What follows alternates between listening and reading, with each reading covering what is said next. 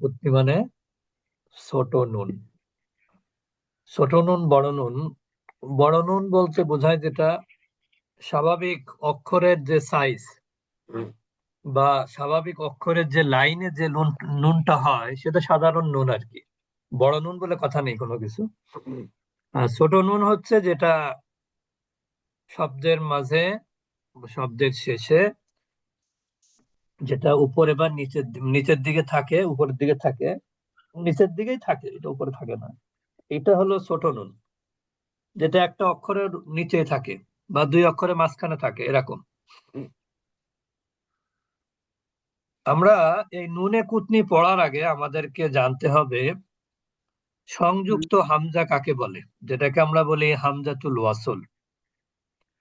হামজাতুল ওয়াসল কি জিনিস এটা আমরা অনেকেই বুঝি, অনেকে বুঝি না।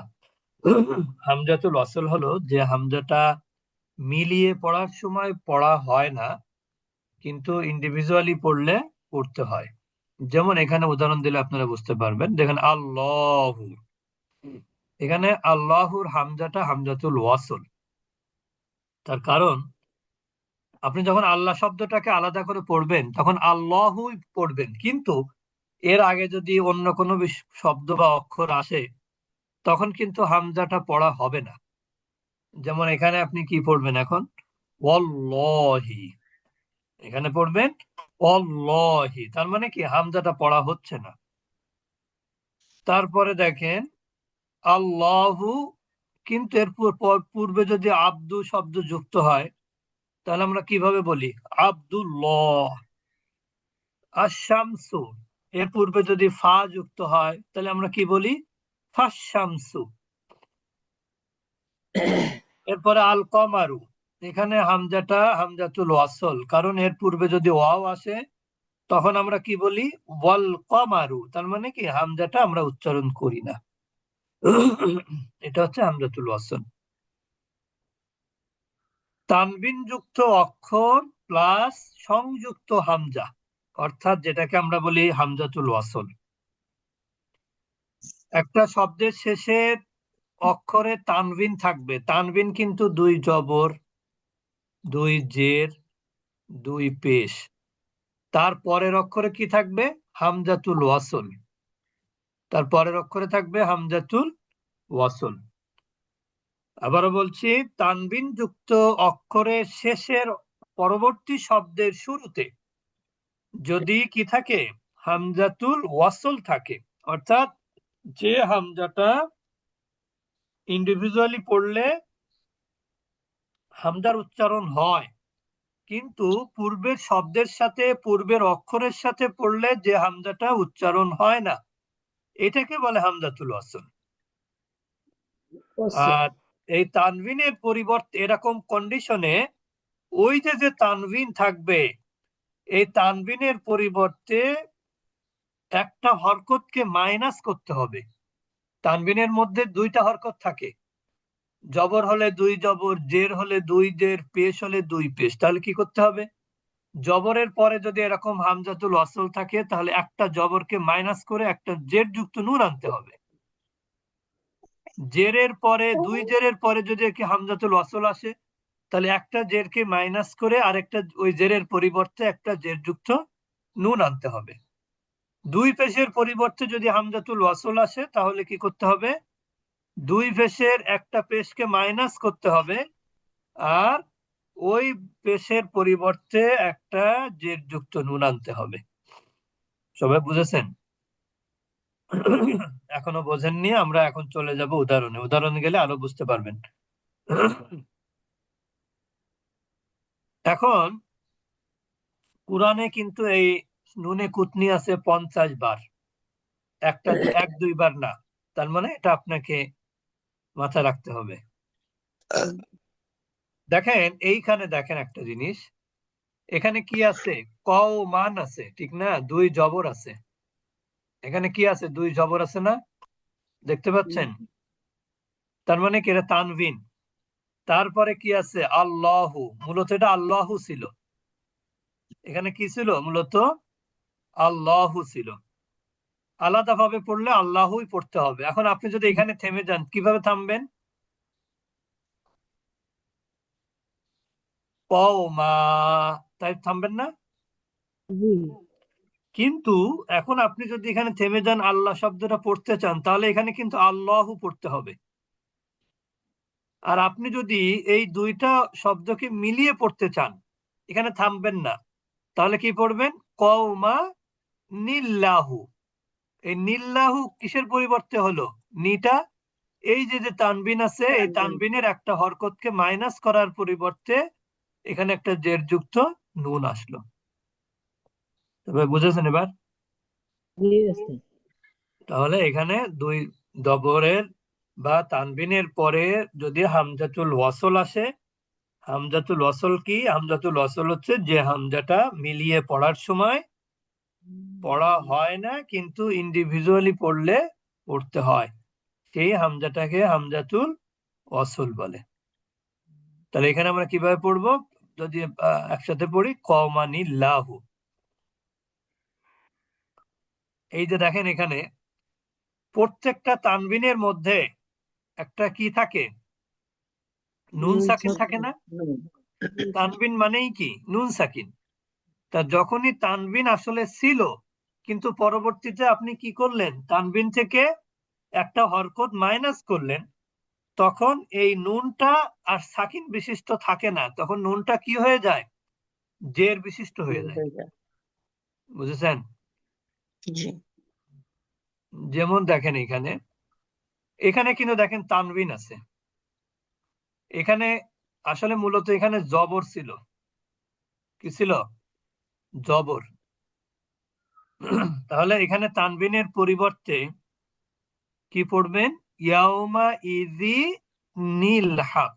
কি পড়বেন? ইয়াউমা ইজিন আল হাক্কুর পরিবর্তে পড়বেন ইয়াউমা ইজি নীল হক। এই নিটা কেন হলো? এই যে এখানে তানবিন ছিল, তানবিনের একটা হরকতকে আপনি কি করলেন? মাইনাস করে দিলেন। ওই হরকতের বিনিময়ে একটা জেরযুক্ত নুন পেলেন আপনি, ঠিক না? তারপরে দেখেন এখানে নুহুন আছে, নুহুন। এখানেও হামজাটা এখানে ছিল মূলত ইবেনাহু। এখন কি হবে? নুহু নিবেনাহু, মানে হামজাটা উচ্চারণ হবে না। কারো বুঝতে অসুবিধা হলে প্রশ্ন করবেন। এইখানে দেখেন কওমান ছিল, কওমান আছে এখানে, আর এখানে কি ছিল? আল্লাহু ছিল। তাহলে এখানে আপনি নুনে কুতনি কিভাবে পড়বেন? কওমা নিল্লাহু, কওমা নিল্লাহু। এখানে কি ছিল? ওয়া আমওয়ালুন। এখানে কি ছিল? ইক। এখন আপনি কিভাবে পড়বেন? তানবিনটা বাদ দিলে ওয়া আমওয়ালুন ইক, ওয়া আমওয়ালুন ইক। এখানে লুনটা লুনি, লুনটা লুনি হয়ে গেল। মানটা মানি হয়ে গেল, ঠিক না? মানটা মানি হয়ে গেল, লুনটা লুনি হয়ে গেল। তার মানে তানবিনের পরিবর্তে সাকিন যুক্ত নুন না হয়ে কি হয়?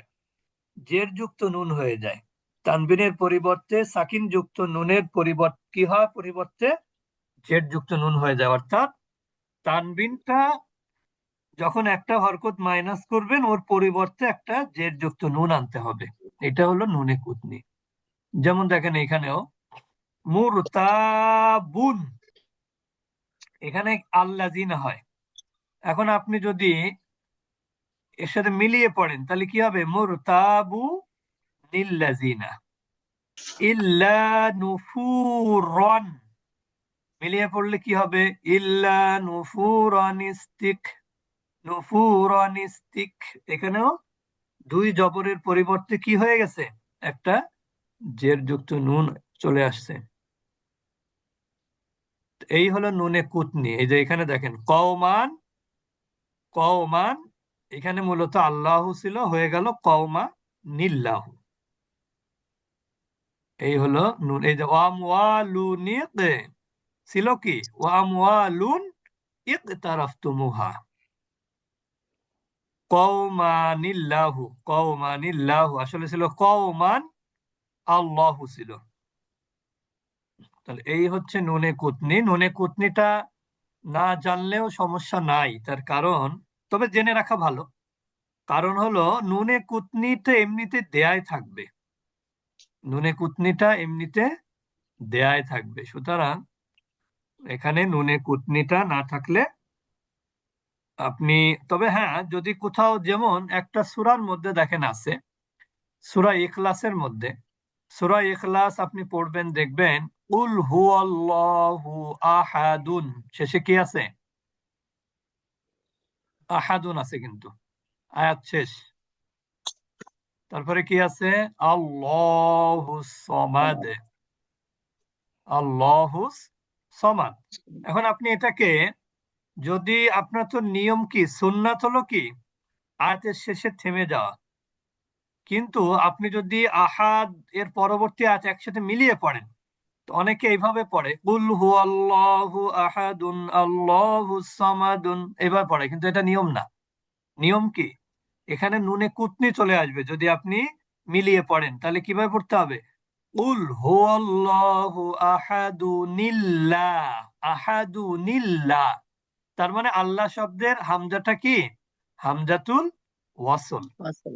আর হামজাতুল ওয়াসল হলেই তার পূর্বে যদি তানভিন থাকে, তাহলে মিলিয়ে পড়তে হলে আপনাকে হামজাতুল ওয়াসলটার পরিবর্তে ওইখানে একটা আগের তানভিনের একটা হরকত মাইনাস করে একটা জের যুক্ত নুন এনে তারপরে পড়তে হবে আহাদু নিল্লাহ, আহাদু নিল্লাহুস সমাদে। আর যদি আপনি এখানে থেমে যান উল হুয়াল্লাহু আহাদ, তখন অসুবিধা নাই, আহাদ বলে থামতে পারবেন। কিন্তু আহাদুন আল্লাহুস সামাদ বলাটা সঠিক না, গ্রামারের অনুযায়ী সঠিক না। ক্লিয়ার? জি এটাই হচ্ছিল আমাদের নুনে কুতনি। আগামী সোমবার আমাদের আমাদের ক্লাসটা একটু আসলে, এখন সূর্য উদয় হয় প্রায় আপনার 7:45টার দিকে,